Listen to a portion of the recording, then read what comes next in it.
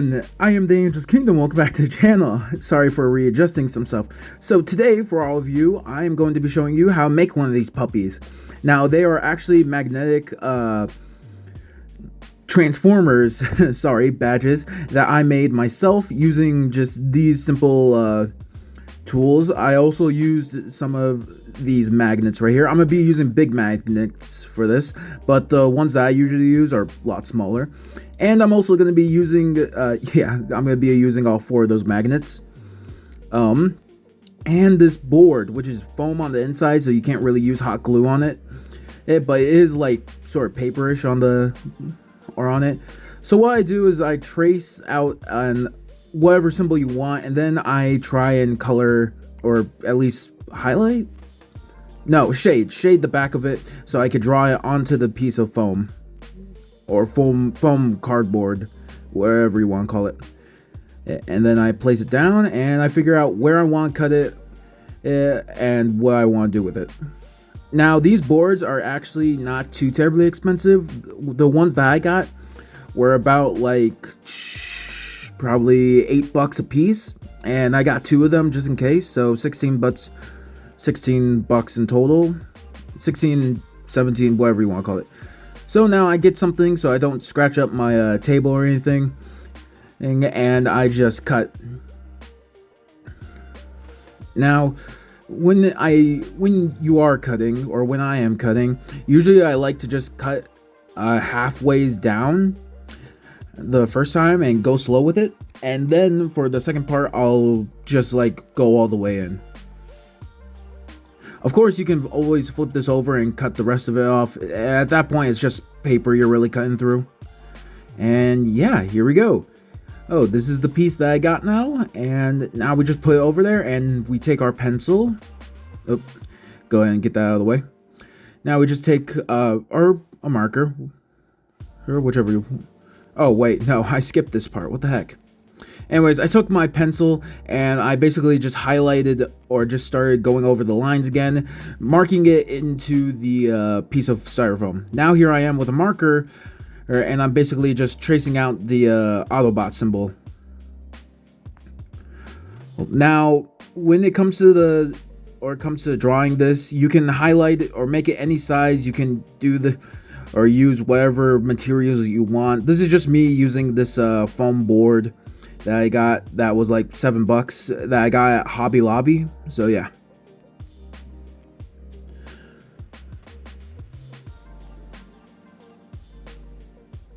Another thing that I would like to add on to is that you can use whatever paint, whatever glue you really want, as long as it's not hot glue, because it'll melt through the foam real quick. And you could, of course, make this like any size, like I said, and you can use like any symbol. Like, for example, I used I made the Autobot symbol and the Maximal symbol as well. Next, I'm thinking about making a Predacon, a Terracon, and the Autobots Elite. Autobots Elite? Was that one? Yeah. Anyways. So, yeah. So, as I'm getting done with the tracing and everything, I will go ahead and put my board back and cut whatever measurements I want cut out on it. Of course, it can be as close to the symbol or as far away from the symbol as you want it to be. Honestly, I could have left it like this, but I didn't think it would be too cool or too smart, because I want to put this onto my shoulder. And of course, it also depends on the size of the magnets as well. So if you got like small magnets, it doesn't really matter. But if you got some fairly big size magnets, then it does really matter. So you want to try and cut it to where you're going to leave enough room for the magnets to be able to settle into. Alright, after some quick cutting, I try and fail to, or succeed in cutting it off. Alright, there we go. So then we just toss that piece to the side real quick, and here we are. We're gonna paint this real quick. So what I'm using is some red acrylic paint, that I also got that I got from Michael's, and I got it all over my desk. I still see it on my desk. And now I'm just gonna basically fill in the Autobot symbol with red. It doesn't really matter if you go outside the lines or anything. You're gonna paint the red up, and there goes that. It doesn't really matter if you're gonna paint or if you step out of the lines or anything. And I mostly just do this for precision and or being precise or accuracy's sake. But it doesn't really matter because there's that. You can leave that as that really. But for me, I want to paint it black as well. And this is the part that I'm saying doesn't really matter. Or if you like paint outside of the lines, you're going to be painting it black either way. And that would be it. Oh, look at it. So cool. And so for the back part, I forgot to record it. I basically just lined it down and put the magnet down so it doesn't, or so I can measure it out. And what I'm doing is I'm not cutting all the way, but I'm cutting halfway through. So, and make sure to be really careful on this part, especially at the end. And so now I'll take the box cutter and I'll actually be cutting from the side, or cutting at an angle, so that it can actually fold into itself a lot better and a lot easier. So there we go. Oh, and of course you can take like your box cutter and basically just like scrape out like any foam that is like too big or anything, or that's sticking out too much, so that you can what's the word? So that it can be easier to fold in onto itself. So yeah, like I'm doing right here. I'm just taking out some of this foam here, and yeah. So now we just fold it up, yeah, and make sure to do this carefully, and especially if you got like wet or fresh paint down, you want to make sure that it's not like cracking or anything. And even if it does, then you could just go and paint over again. So yeah. Anyways, we got 2 rubber bands here. So what I'm going to be doing, yes, I struggle with this glue box or glue bottle. I need more. Anyways, what we're doing is we're basically putting glue into the cracks, into the crevices. And you're going to want to let that sit for a minute so that the glue like works its, or like flows down because of gravity. Then you just squeeze it together. Now you take your rubber bands and you put them on there, and make sure it secures it nice and firm. Not firm enough to the point where it will break the logo, but firm enough to where it'll stay.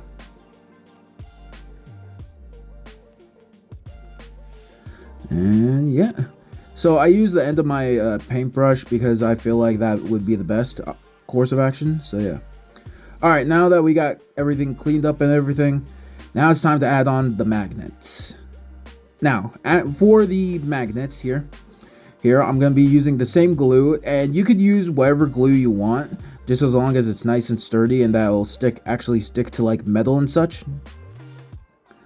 So I'll be adding it on a generous amount of glue and putting it into a circle. Although it doesn't really matter, it still like seeps through and everything, so it doesn't really matter what shape you put it in. I mean, heck, you could put it into a dodecahedron if you really wanted to. Alright, then you want to put some glue on the sides to make sure it stays put in everything. And I gotta admit, it does, like, these do shift around a little bit, but yeah, but it's all good and everything. It's all good in the hood.